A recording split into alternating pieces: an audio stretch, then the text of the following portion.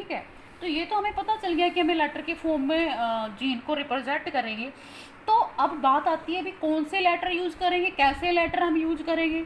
तो मैंने अभी बताया कि एक जीन की दो फॉर्म होती है, एक तो डोमिनेंट, तो हम ये बोल सकते हैं डोमिनेंट जीन, और एक बोलेंगे हम रेसेसिव जीन। क्या बोलेंगे? Recessive gene. जो डोमिनेंट जीन्स है ना, इसको कैपिटल लेटर से रिप्रेजेंट करेंगे। कैपिटल लेटर मान लो हाइट है, एक टॉल हाइट होती है, एक ड्वार्फ हाइट होती है, तो हम क्या बोलेंगे? टॉल के लिए हम कैपिटल टी यूज करेंगे और ड्वार्फ हाइट के लिए हम क्या यूज करेंगे? Small T. ठीक है, तो डोमिनेंट जीन कैपिटल लेटर से रिप्रेजेंट करते हैं और रेसेसिव जीन स्मॉल लेटर से रिप्रेजेंट करते हैं। और एक कोई भी कैरेक्टरिस्टिक्स है उसको एक single pair of gene, pair मतलब जोड़ा कंट्रोल करता है। तो आया समझ में जीन क्या होते हैं, जीन्स के कितने मतलब किस फॉर्म में मिलते हैं, डोमिनेंट जीन और रेसेसिव जीन। अब हम बात करते हैं, क्वेश्चन इन्हीं से पे आता है कि व्हाट आर डोमिनेंट जीन और व्हाट आर रेसेसिव जीन। तो सबसे पहले हम देखेंगे डोमिनेंट जीन्स क्या होते हैं। डोमिनेंट जीन, तो डोमिनेंट जीन वो जीन होते हैं जो अपना एक्सप्रेशन शो कर देते हैं either in presence of their same kind of gene और either in presence of not same kind of gene. मतलब या तो उसके जैसा जीन प्रेजेंट होगा तो भी अपना एक्सप्रेशन शो कर देंगे और नहीं भी होगा तो भी अपना एक्सप्रेशन ये शो कर देते हैं। ठीक है, मतलब ये अपना करैक्टर शो करेंगे ही करेंगे, ये किसी से दबते नहीं है।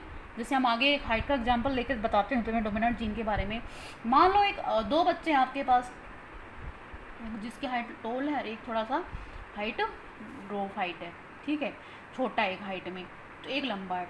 तो अब ये बड़े वाला जो लंबा वाला जो बॉय है, ठीक है, ये चाहे वो बहुत सारे बॉयज़ हैं उनके बीच में खड़ा है तो भी अपने आप को शो कर देता है। इसके साथ छोटे वाला होगा, मान लो कोई इसके जितनी हाइट का कोई लड़का इसके पास में खड़ा है या फिर इससे छोटी हाइट का कोई लड़का इसके पास में खड़ा है तो भी इसको अपना ये मतलब हमें दिख जाएगा ना अपना एक्सप्रेशन। ये तो नहीं है कि हमें दिखेगा नहीं, छिप जाएगा, ये तो दूर से भी दिख जाएगा और जिसके साथ में जो हाइट की सेम हाइट वाला खड़ा है उसके साथ भी दिख जाएगा, इसके छोटी हाइट वाला खड़ा है तो भी उसके साथ ये दिख जाएगा हमें।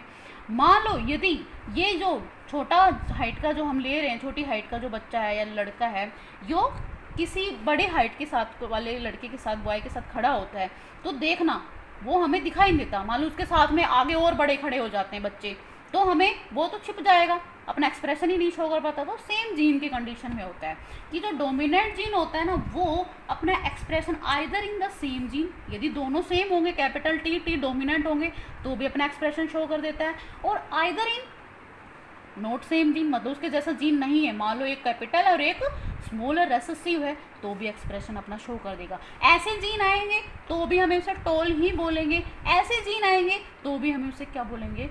टॉल ही बोलेंगे। तो डोमिनेंट जीन की जो डेफिनेशन है वो ये हो जाती है, dominant gene is that type of gene which show their expression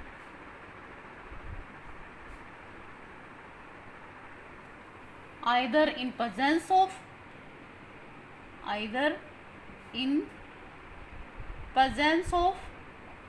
gene or either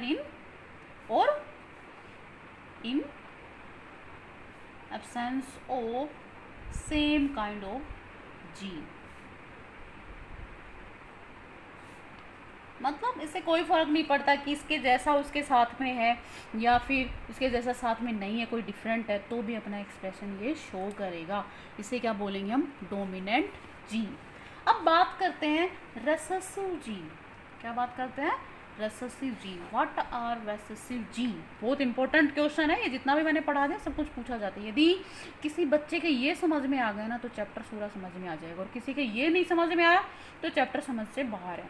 ठीक है, तो व्हाट आर रेसेसिव जीन? तो रेसेसिव जीन वो होते हैं जो अपना एक्सप्रेशन दिखाते हैं only in presence of their same kind of gene, मतलब उनके जैसा जीन ही प्रेजेंट होगा तो ही वो अपना एक्सप्रेशन दिखा पाएंगे, उनके जैसा नहीं होगा तो वह अपना एक्सप्रेशन नहीं शो कर पाते हैं। जैसे फॉर एग्जांपल कि दो हाइट का हम एक करेक्टरिस्टिक्स ले लिया हाइट का ही, जैसे अभी मैंने बताया था एक टॉल है एक ड्वार्फ है।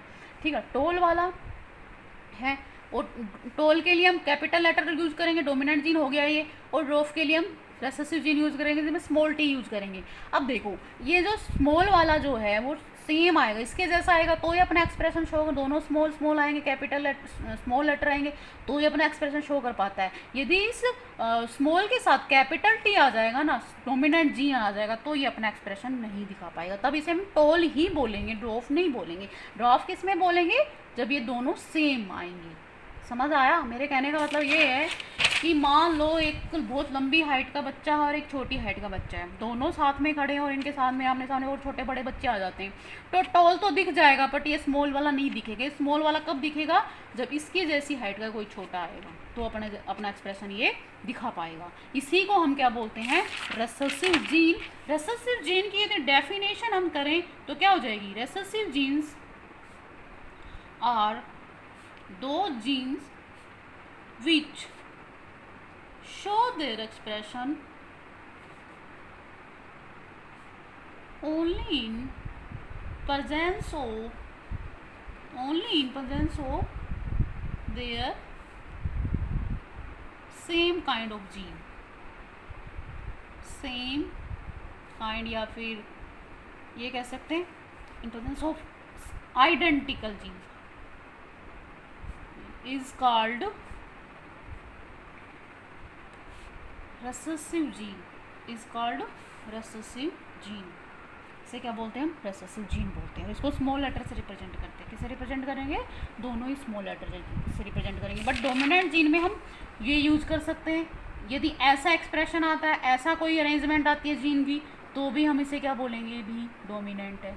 ठीक है, यदि ऐसी आती है तो भी क्या बोलेंगे? हम डोमिनेंट ही है। मतलब ये, इसको हम ड्रॉफ नहीं बोलेंगे, हम क्या बोलेंगे? इसको भी टाल बोलेंगे और इसको भी टाल बोलेंगे, क्योंकि ये जो स्मॉल वाला जो इसके साथ में है ये तो अपना एक्सप्रेशन शो ही नहीं कर पाता है।